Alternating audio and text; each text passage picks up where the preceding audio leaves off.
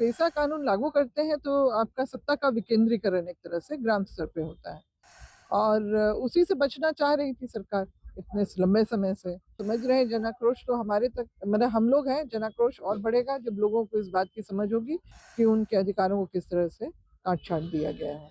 झारखंड में लगातार पेशा नियमावली को लेकर कई संगठन आगे आ रहे हैं, आदिवासी समाज के लोग आगे आ रहे हैं, लेकिन अभी भी जो पेशा नियमावली में सुधार के गुंजाइश हैं वो सरकार करती नहीं दिख रही है।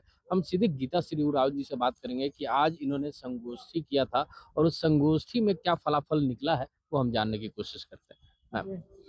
हाँ, सब पेशा कुछ। नियमावली को जी। लेकर लगातार हाँ। आप लोग आवाज उठाते नजर आ रही हैं मैम। हाँ। हमेशा देखा जा रहा है कि एक वाक्य में ही त्रुटि सारी कुछ निकल जा रही है पहले सेंटेंस में। हाँ, सबसे शुरू में ही तो जो उसका ओपनिंग सेंटेंस है राज्यपाल के जो जिक्र किया गया है शुरू में ही, तो ये सर्वथा गलत है। और हमने मतलब जो मूल भावना है, मुख्य बात तो ये है कि जो 1996 का जो पेशा कानून का जो मूल भावना को ही दरकिनारा कर दिया गया है, उसी को दबाने का कुचलने का प्रयास जो है, मतलब इससे बड़ी विडंबना क्या हो सकती है कि 25वें साल में, झारखंड बनने के 25वें साल में ये जो है कैबिनेट से पारित होता है और 26वें साल में जो है आपका इसको अधिसूचित किया जाता है, और वो भी इस तरह से कि हम लोग हैरान हो गए कि आखिर इस तरह की गड़बड़ियां कैसे हुई। मतलब आपकी जो मूल प्रावधानों के साथ ही इस तरह का खिलवाड़ छेड़छाड़ जो किया गया है। जो पेशा है वो मूलतः जो अनुसूचित क्षेत्रों में ग्राम सभा जो हमारी के द्वारा जो स्वशासन की जो प्राचीन व्यवस्था आदिवासियों की रही है, उसको उससे ही एकदम से झटके से उससे नाता तोड़ दिया गया। ये हम लोग बार बार देखे और इसमें बार बार हम लोग सरकारी हस्तक्षेप देख रहे हैं। एक तो पंचायत सचिव का जो होगा नियुक्ति होगा, उसके बाद फिर आपका उपायुक्त से बार बार जो है वो अधिसूचना जारी करेंगे। फिर बीडीओ लेवल पे भी आपका है हस्तक्षेप है कि जो भी पारित होगा ग्राम सभा से बीडीओ के द्वारा, उसके बाद फिर उपायुक्त तक जाएगा, फिर वो संज्ञान लेंगे। तो यहाँ पर फिर वो मतलब बार बार ये क्लॉज जो लगाया गया है। और उसके अलावा जो आपके लघु वन उपज है उसमें तो ठीक है, उसमें दे दिया गया है कि ठीक है उसमें नियंत्रण रहेगा।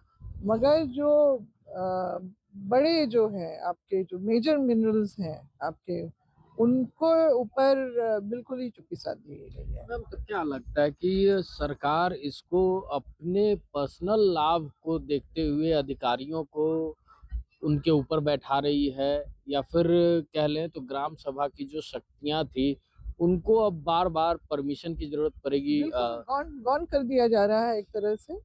और इसमें आपको मतलब निश्चित रूप से अगर आप पेशा कानून लागू करते हैं तो आपका सत्ता का विकेंद्रीकरण एक तरह से ग्राम स्तर पे होता है और उसी से बचना चाह रही थी सरकार इतने लंबे समय से।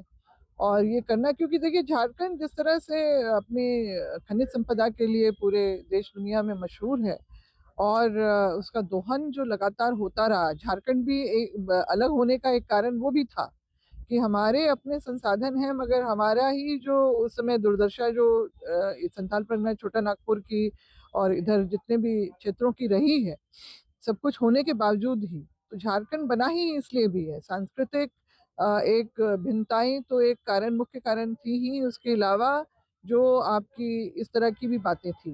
तो अपने लोगों का अबुआ राज्य में जो हमें अपने हक अधिकार जो मिलने चाहिए तरीके से कानूनी तौर पे, उसका जो है यहाँ पर हम लोग विघटन देखते हैं। मैम एक सवाल का उत्तर चाहेंगे आपसे कि 1996 वाली जो अधिसूचना थी, अधिनियम थे, उसको आखिर सरकार ने क्यों नहीं लागू किया? बाकी के राज्यों में तो वो लागू है, एज इट इज लागू है उस नहीं, तरह एज से। इट इज लागू नहीं। यहाँ पे छत्तीसगढ़ में भी जो है आपकी ग्राम सभा को, देखिए ग्राम सभा को सूचित करना, कोई भी योजना आती है तो पहले उसका क्या काम रहेगा कि आपको ग्राम सभा की सूचना को सूचित करना है, फिर सहमति भी लेनी है। तो सहमति को छत्तीसगढ़ की भी सरकार ने वहां पर जो पेशा कानून लागू किया है उसमें सहमति को भी खत्म कर दिया है। तो फिर ये आधा अधूरा वाली बात हो गई ना, आपने सूचना तो दे दी मगर आप सहमति लेने की आप ज़रूरत नहीं समझते हैं। इसलिए तो हसदेव और रायगढ़ में जो जिस तरह से वनों का कटाव होके उसको माइनिंग के लिए अडानी को दे दिया गया है, ये उसी का ही नतीजा है। तो इस तरह की जो है आपका ये जो हमारे साथ अन्याय जो हो रहा है आदिवासियों के साथ में, तो उसमें है। और आज ही बात आई कि चतरा से भी ये बातें आ रही हैं कि 45-46% वहाँ पर आदिवासी हैं, मगर चतरा को भी तो आपने अनुसूचित जिला में नहीं रखा है। ये बहुत बड़ा गलत हुआ है जो इतने सालों में नहीं हुआ। और अभी पेसा कानून जो लागू हुआ है जिस भी तरह से हुआ है, तो उसको अलग कर दिया गया है। तो इसको भी संज्ञान लेना होगा और उसमें भी तरीके से उसको लागू, क्योंकि आपका पेसा कानून में ये भी है कि जहाँ आपकी बहुत कम आबादी भी है जिस जिले में, अगर वहाँ आदिवासियों की, तब भी आपको पेसा उसमें लागू करना है। मगर चतरा को इसमें से छोड़ दिया गया है इसमें। तो मूल भावना तो जिस तरह की थी जो पेशा की, उसके साथ तो बिल्कुल भी मेल नहीं खाता है। न जेपीआरए वन भी नहीं खा रहा था, और उससे और बढ़ के तो इन्होंने पूरी तरह से हाथ पैर काटने का भी काम कर दिया, बस सिर ही नहीं काटा। वो पेशा को ऐसे रख दिया है, बाद बाकी आपको अगर शक्ति विहीन, यानी आपके हाथ पैर काट दिए गए हैं। सरकार को एक बार क्या सुझाव देना चाहेंगे मैम कि इसमें बदलाव किस तरीके से होना चाहिए कि आखिर झारखंड के ग्राम सभा को उनकी शक्तियां वापस मिल सके, उनको वापस से अपनी वो ताकत मिल सके जिसके वो हकदार थे? निश्चित रूप से ग्राम सभा में पहले तो इसका कोरम कोई निश्चित इस तरह का रखना नहीं चाहिए था। उसमें तो जितनी आबादी उतने लोगों को उसमें शामिल, मगर यहाँ 33% का जो कोरम रख दिया गया है, तो यानी वो गिने चुने ही लोग रहेंगे जो वहाँ शामिल होंगे, और वो उसका जो है अपना निपटारा करेंगे जो भी बातें आएंगी। तो ये तो फिर से आपने कुछ लोगों को हाथ मतलब ग्राम सभा के लेवल पे कुछ लोगों के हाथ में ही शक्ति देने की बात कर दी गई है। तो इसमें मतलब और रूढ़िजन्य अगर उसकी बात होती है तो ठीक है, आप ग्राम प्रधान को बिठा रहे हैं, बाकी लोग जो रहेंगे पारंपरिक रूप से। मगर उसमें और कौन लोग रहेंगे, तो उसमें आपने पंचायती राज के जितने भी निर्वाचित लोग रहेंगे, चयनित लोग रहेंगे, वो वहाँ पर बैठेंगे।